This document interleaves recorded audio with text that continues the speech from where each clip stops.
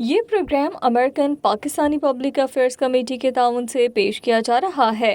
امریکی سیاست میں پاکستانیوں کی شمولیت کی خواہاں تنظیم اے پی پیک۔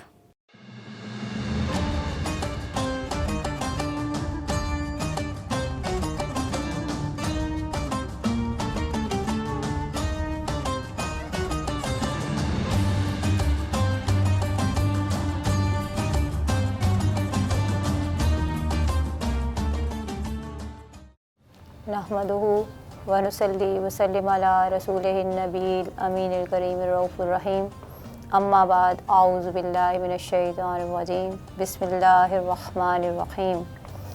وَإِذَا سَأَلَكَ عِبَادِي عَنِّي فَإِنِّي قَرِيبٌ أُجِيبُ الدَّعْوَةَ الدَّاعِ إِذَا دَعَانِ فَلْيَسْتَجِیبُوا لِی وَلْیُؤْمِنُوا بِی لَعَلَّکُمْ یرشدون۔ صدق اللہ مولانا العظیم۔ آج وائس آف ساؤتھ ایشیا کی رمضان ٹرانسمیشن میں رمضان اور خواتین کے اس پروگرام میں فوزیہ جنید ایک دفعہ پھر آپ کی خدمت میں حاضر ہیں۔ اللہ رب العزت کے کرم کی بہاروں کا سلسلہ جاری ہے۔ آج 12 رمضان مبارک ہے اور آج ہمارا دوسرا موضوع توبہ کے سفر سے اگلا دعا اور آداب دعا کا ہے۔ ہم جب کسی مشکل پریشانی میں آتے ہیں تو اللہ کی بارگاہ میں دامن دراز کرتے ہیں، لیکن اس کے ساتھ ساتھ ہم اکثر یہ شکوہ کرتے ہوئے بھی نظر آتے ہیں کہ ہماری دعائیں قبول نہیں ہوتیں، ان میں وہ تاثیر نہیں ہوتی، وہ مراد کو نہیں پہنچتی۔ آج ہم دعا کا وہ طریقہ بھی سیکھنے کی کوشش کریں گے مل کر کہ جس کے نتیجے میں اللہ رب العزت ہماری دعاؤں کو اپنی بارگاہ میں قبول کر لے۔ وہ عاجزی اور انکساری کے پیمانے بھی سوچیں گے، دیکھیں گے، سمجھیں گے کہ جو اللہ کی بارگاہ میں پسندیدہ ہیں اور جس کے نتیجے میں اللہ رب العزت اپنے بندوں پر نوازشات اور کرم فرماتا ہے۔ یہ جو آیت مبارکہ میں نے آپ کے سامنے تلاوت کی، اللہ رب العزت کا ارشاد ہے سورہ بقرہ میں 186 آیت مبارکہ میں، اور اے حبیب میرے بندے آپ سے میری نسبت سوال کریں تو بتا دیا کریں کہ میں نزدیک ہوں، میں پکارنے والے کی پکار کا جواب دیتا ہوں جب بھی وہ مجھے پکارتا ہے۔ بس انہیں چاہیے کہ میری فرما برداری اختیار کریں اور مجھ پر پختہ یقین رکھیں تاکہ وہ راہ مراد کو پا جائیں۔ یہ جو آیت مبارکہ ہے، اللہ رب العزت نے جو ارشاد فرمایا ہے ان بندوں کے لیے جو اللہ کی تلاش کرتے ہیں، جو اللہ کو پکارنا چاہتے ہیں، اپنی عرض اللہ کی بارگاہ میں پیش کرنا چاہتے ہیں، ان کے لیے مزدہ جاں فضا سرکار دو عالم حضرت محمد مصطفیٰ اپنے محبوب کے ذریعے اللہ رب العزت نے اس پیغام کو اپنے بندوں تک پہنچایا ہے۔ دعا کتنی اہمیت کی حامل ہے، اللہ اپنے بندوں سے کتنی توقع کرتا ہے کہ وہ دعائیں کریں، اور اس کا ادب کیا ہے، کس طرح کی دعا کریں، کس انداز سے دعا کریں، کیا لوازمات ہوں اس دعا کے، یہ آج ہم جاننے کی اس نشست میں کوشش کریں گے۔ میری عزیز بہنوں، رمضان المبارک کی یہ بابرکت گھڑیاں ایسی ہیں کہ جس میں ہم اللہ کی بارگاہ میں عاجزی اور انکساری کی کوشش کرتے ہیں، اپنی ٹوٹی پھوٹی محنتیں کرتے ہیں، اور جب عاجزی اور انکساری کے ساتھ کوئی عمل کیا جائے تو اللہ اسے پسند فرماتا ہے۔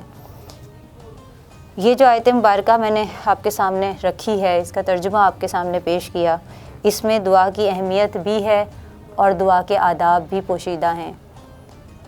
سب سے پہلے ہم آغاز کریں گے دعا کی اہمیت کیا ہے، اللہ رب العزت کو کتنا پسند ہے کہ کوئی فرد دعا کرے اللہ کی بارگاہ میں، تو یہ اللہ رب العزت اپنے فرما بردار بندوں کے لیے کیسا چاہتا ہے کہ وہ اس کی بارگاہ میں دعا کریں۔ حدیث مبارکہ میں آتا ہے دعا مخ العبادہ، دعا عبادت کا مغز ہے، یعنی خلاصہ اور جوہر ہے۔ حضرت انس رضی اللہ تعالیٰ عنہ سے روایت ہے۔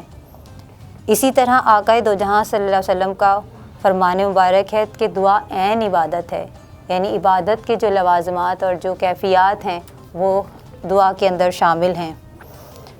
یہ جو آیت مبارکہ میں نے تلاوت کی، اس میں اللہ رب العزت نے دعا کے جو آداب بیان فرمائے ہیں، اس میں پہلا ادب وہ یہ ہے، 4 چیزیں بیان کی ہیں۔ پہلی، قربت الہی کا احساس۔ اب وہ سفر ہم شروع کرنے جا رہے ہیں کہ جس کے بعد ہمیں اندازہ ہوگا کہ ہماری دعائیں حقیقت میں دعا ہے بھی یا نہیں۔ اللہ رب العزت نے سب سے پہلی جو شرط رکھی ہے اپنی بارگاہ میں عاجزی اور انکساری اور حاجت رکھنے کی، وہ یہ ہے کہ قربت الہی کا احساس ہو۔ یہ پہلا ادب ہے۔ بالکل ایسے ہی جیسے کہ اگر آپ کا بچہ آپ کے سامنے ہو، اپنے ماں باپ کے سامنے ہو، تو وہ اپنے عمل میں وہ قربت محسوس کرتا ہے تو بہت سارے معاملات اس کے تبدیل ہو جاتے ہیں، اور جب ماں باپ اس کی آنکھ سے اوجھل ہوتے ہیں تو پھر وہ کچھ اور طرح کی اس کے معاملات سامنے آ رہے ہوتے ہیں۔ وہ شرارتیں کرتا ہے، وہ تنگ کرتا ہے، بہن بھائی آپس میں لڑتے ہیں، ماں باپ کی کہی ہوئی باتوں سے ڈینائی کرتے ہیں۔ اسی طرح ہم اگر اپنی زندگیوں پر نگاہ کریں تو میری عزیز بہنوں، آپ اس بات کا اعتراف کریں گے، آپ اس بات کو مانیں گے کہ ہمارا حال بھی یہی ہے کہ اگر وہ قربت کا احساس ہمارے اندر ہوتا تو ہم اس طرح کے حالات اور معاملات کبھی بھی ہمارے ساتھ پیش نہ آتے۔ تو سب سے پہلی شرط کہ وہ ہم اس کی قربت کا احساس رکھیں۔ اللہ رب العزت نے کیا فرمایا کہ ان کو بتا دیں کہ میں ان سے نزدیک ہوں، اور یہ قربت کا احساس اس بات کا بھی تقاضا کرتا ہے کہ ہمیں اس بات کا بھی یقین ہو کہ اگر وہ ہم سے اتنا قریب ہے تو یقیناً اللہ سے بڑھ کر ہماری حاجت کا علم رکھنے والا بھی کوئی نہیں ہے۔ دوسری چیز جو اسی پہلو کے اندر شامل ہے وہ یہ ہے کہ وہ ہر مشکل کے حل کرنے پر بھی قادر ہے۔ تیسری چیز کہ یہ ہماری اگر ہم یہ کیفیات اپنی کیفیات پر نگاہ کریں تو وہ قادر بھی ہے، وہ ہماری حال سے واقف بھی ہے، اور اسے ہی پتہ ہے کہ کون سی چیز ہمارے لیے کب بہتر ہے۔ بالکل ایسے ہی جیسے ہمارے ماں باپ، ہمارے مربی، ہمارے محسن ہماری ضرورتوں کا خیال کرتے ہیں، اسی طرح ہمارا یہ یقین اللہ کی بارگاہ سے جڑا ہونا چاہیے۔ اگر ہم اللہ کی بارگاہ میں قبولیت چاہتے ہیں کہ وہ ہماری شہرک سے بھی زیادہ قریب ہے، وہ ہمارے حال سے، ہماری حاجت سے واقف ہے، شناسا ہے، اور پھر وہی حل کرنے کی قوت اور طاقت بھی رکھتا ہے، اور پھر اسے ہی اس بات کا علم بھی اسی کے پاس ہے کہ وہ حاجت ہمارے حق میں بہتر ہے یا نہیں ہے۔ دوسرا ادب جو دعا کا ہے، جو اللہ پاک اس آیت مبارکہ میں ہمیں سکھا رہا ہے، وہ ہے پکار کا جواب۔ یعنی اللہ رب العزت ارشاد فرما رہا ہے کہ میں ہر پکارنے والے کی پکار کا جواب دیتا ہوں، اور پھر یہ پکار کا جواب کیا ہے، حدیث مبارکہ میں جگہ جگہ اس کا بیان ہے، دعا کے آداب میں، دعا کی اہمیت میں، دعا کے نتیجہ خیزی میں، کہ جو ہے وہ اللہ رب العزت وہ جو شہرک سے قریب رب ہے کہ وہ پکار کا جواب دیتا ہے۔ اب اگر ہم یہ دیکھیں پچھلے ادب کو ملا کر، اس ادب کو ملا کر، اور پھر اگلے دو جو آداب اسی آیت مبارکہ کے تناظر میں آپ کے سامنے بیان کروں گی، تو یہ چار آداب مل کر ایک مکمل عقیدہ اور ایک مکمل تصور اور ایک مکمل عمل بنتے ہیں جسے دعا کہا جاتا ہے۔ ہماری ضرورتیں ہمارے اندر ہم خود اسسمنٹ کرتے ہیں، ہم خود یہ اندازہ لگاتے ہیں کہ ہماری کون سی ضرورت کتنی اہم ہے، جبکہ وہ شہرک سے قریب رب ہمارے حال سے واقف ہے، وہ جانتا ہے کہ کون سی چیز ہمارے لیے بہتر ہے اور کون سی نفع اور نقصان کا باعث بن سکتی ہے۔ اس سے کیا ہوتا ہے، اس ادب سے وہ جو ہم عجلت میں پڑ جاتے ہیں، عجلت کا خاتمہ ہو جاتا ہے۔ جب انسان اس ادب میں آ جاتا ہے، اس دھیان میں آ جاتا ہے، اس خیال میں آ جاتا ہے کہ اللہ ہر پکار کا جواب دینے والا ہے اور وہ دیتا ہے، اس نے قرآن پاک میں مصدر جاء فضا سنا دیا ہے، تو پھر عجلت ختم ہو جاتی ہے۔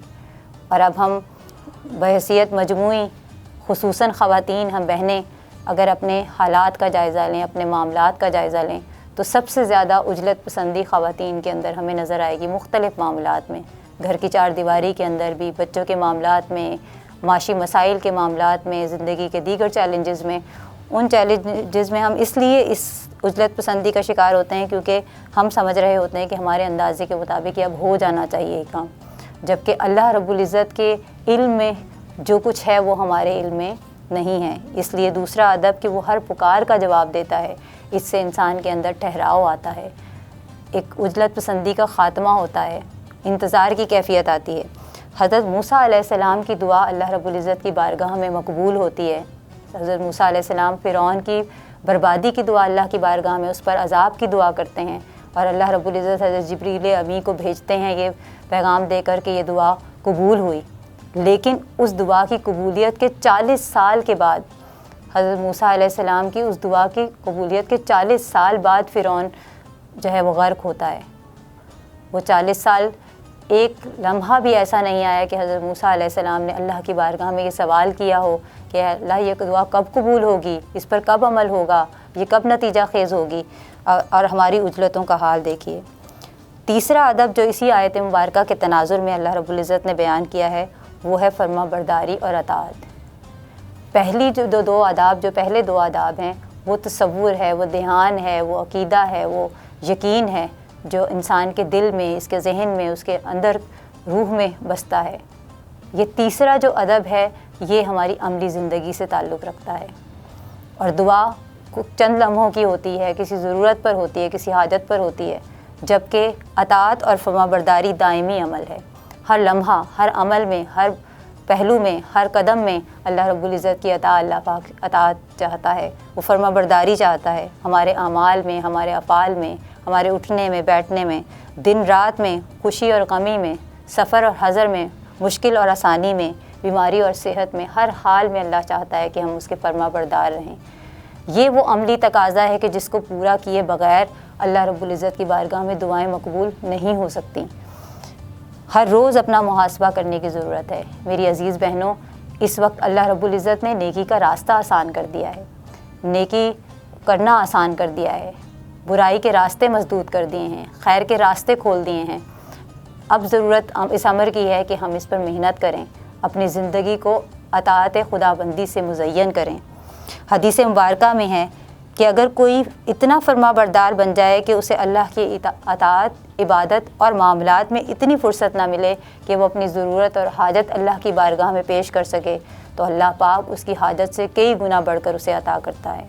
یہ یقین جب بندے کے اندر پیدا ہو جاتا ہے تو پھر اس کی لب دعاؤں کے لیے نہیں، اللہ کی بارگاہ کی التجاؤں کے لیے اٹھتے ہیں، پھر اس کا ہر عمل خالصتاً اس کے لیے ہو جاتا ہے، اور جب بندہ اس کے لیے ہو جاتا ہے تو پھر رب اس کا ہو جاتا ہے۔ یہ سودا خسارے کا نہیں بلکہ منافع کا ہے، اور نتیجتاً راہ مراد کو پاتا ہے۔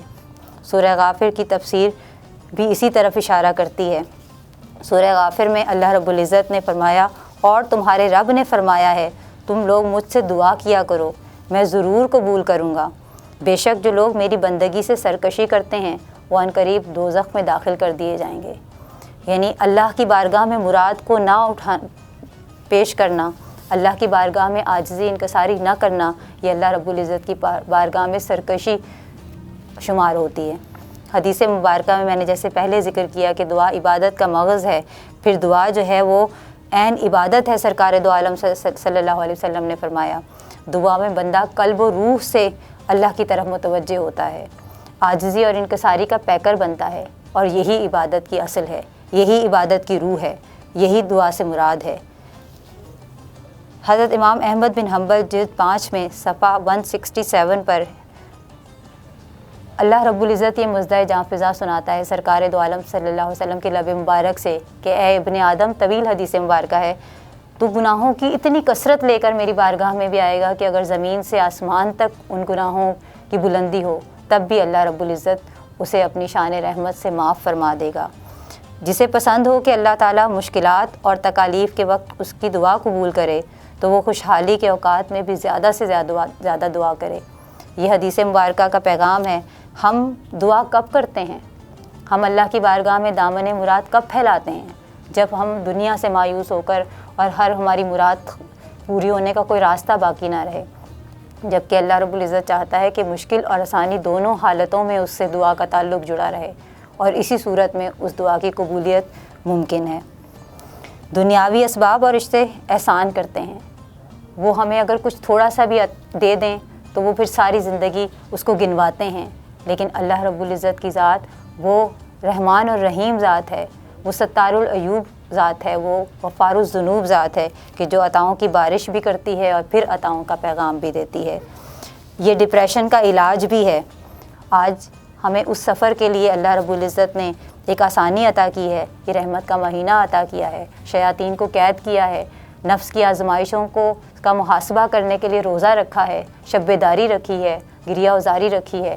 اس سفر کے ذریعے ہمیں اپنا تعلق اللہ کی بارگاہ سے اطاعت اور فرما برداری کا بنانا ہے، اور اللہ کی بارگاہ سے یقین کا بنانا ہے۔ یہی یقین الفاظ میں تاثیر پیدا کرتا ہے۔ اللہ رب العزت کی بارگاہ میں دعا ہے کہ ہمیں حقیقی معنی دعا کے سمجھنے کی اور اسی انداز سے دعا مانگنے کی توفیق عطا فرمائے، اور ہمارے لبوں کے ہلنے سے پہلے اللہ پاک ہماری مرادیں برلائے، اور ہمارے حق میں جو بہتر ہے وہ ہمیں عطا فرمائے، اور جو ہمارے حق میں بہتر نہیں ہے اسے ہم سے دور فرمائے۔ وما علینا الا البلاغ المبین۔